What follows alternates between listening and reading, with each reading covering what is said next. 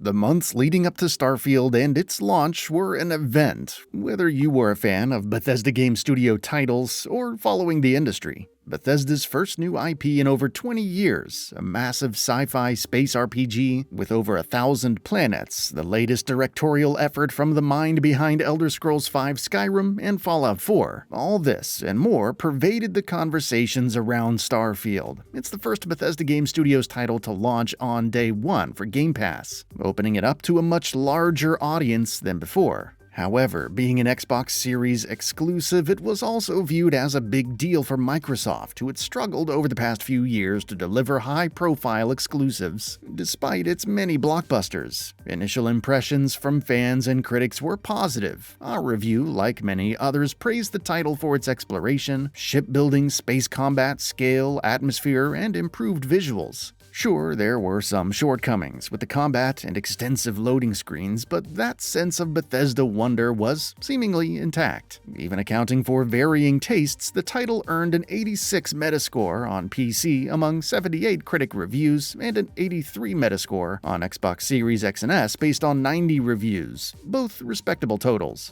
Cut to nearly 3 months later, and Starfield is discussed for entirely different reasons. It's gone from a very positive rating on Steam to mostly positive, and now mixed. Out of 76,611 user reviews, 69% are positive, and from the most recent reviews, only 51%. On Metacritic, Starfield's user score is currently at 7.0 on Xbox Series X and S based on 11,100 ratings. The PC user score is even more worrying at 5.6 from 6,715 ratings. Those who played Cyberpunk 2077 at launch will no doubt remember something similar when it started fairly positive before its user reviews slowly plummeted. Of course, just as with CD Projekt Red's opus at the time, there was the belief that ratings were ultimately irrelevant. After all, if the player counts were strong, the game was doing something right for a large subsection of its audience, right? Starfield peaked at 330,723 concurrent players on Steam on August 31st. Pretty good compared to previous Bethesda titles. Skyrim peaked at 287,411 when it first launched,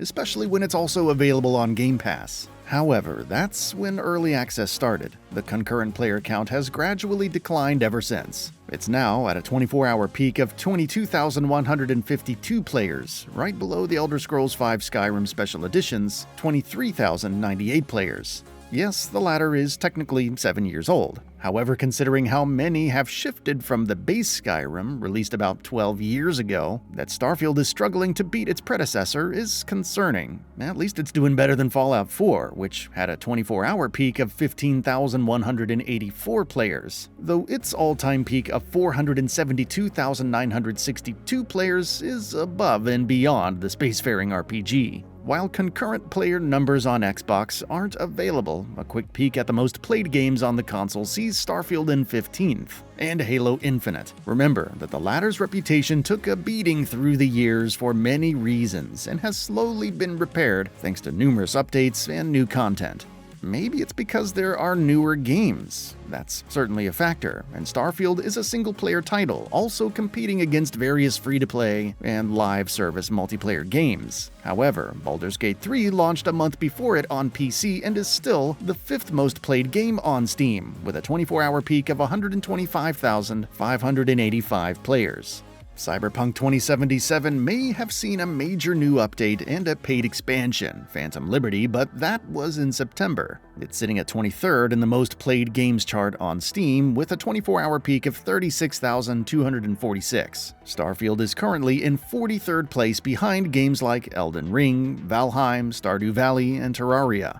What's going on? Are players going to Skyrim because they're tired of Starfield? Are they looking at the former as a palate cleanser? Maybe just approaching other games to take a break? That's one way to look at it, and you could argue that Skyrim and even Fallout 4 have more mods, which help broaden the experience and provide new features. However, looking back at the first year for the base version of Skyrim and Fallout 4, their drops in concurrent players are nowhere near as drastic as Starfield's over the past 3 months.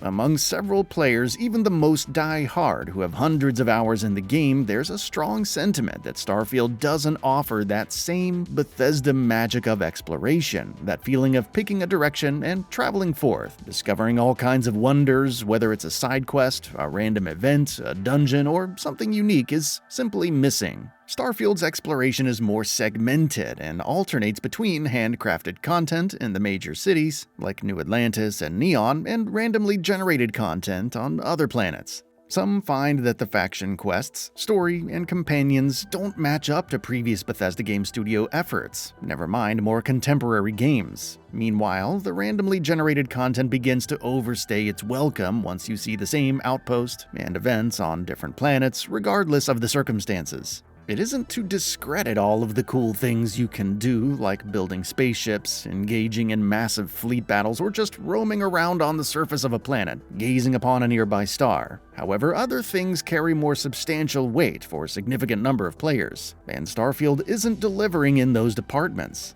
To clarify, this doesn't mean Starfield is a failure. It crossed 11 million players as of October 25th and holds the record for the most number of Game Pass subscriptions in a single day. Nearly half of all hours played were on PC, so while its current position on the Steam charts looks dismal, its place in the Xbox charts looks somewhat better, even though it isn't in the top 10. While Microsoft and Bethesda haven't shared sales numbers, it was the 7th best-selling game of the year in the US as of October 18th.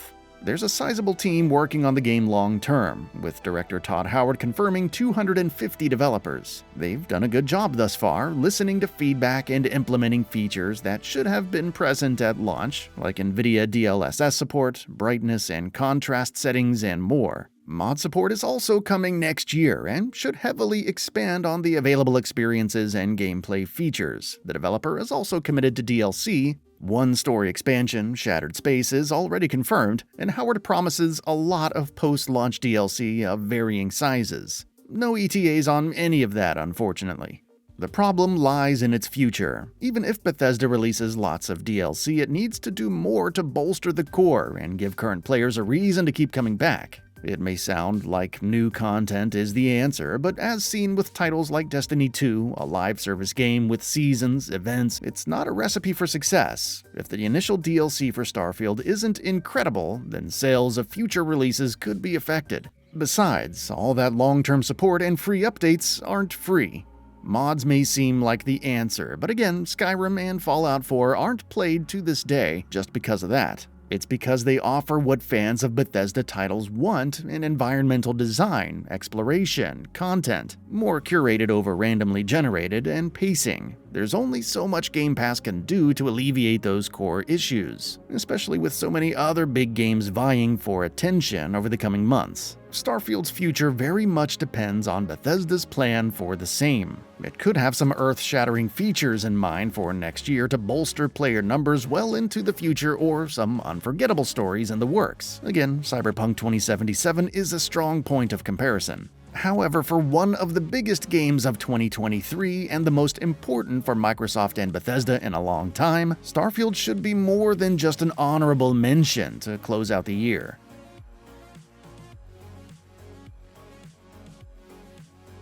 And that brings us to the end of the video. A quick request: we upload new videos every single day, and if you like what we're doing, please consider subscribing. It really helps us out. Also, don't forget to enable all notifications by clicking the bell icon so that you can receive daily video updates. Thanks for watching.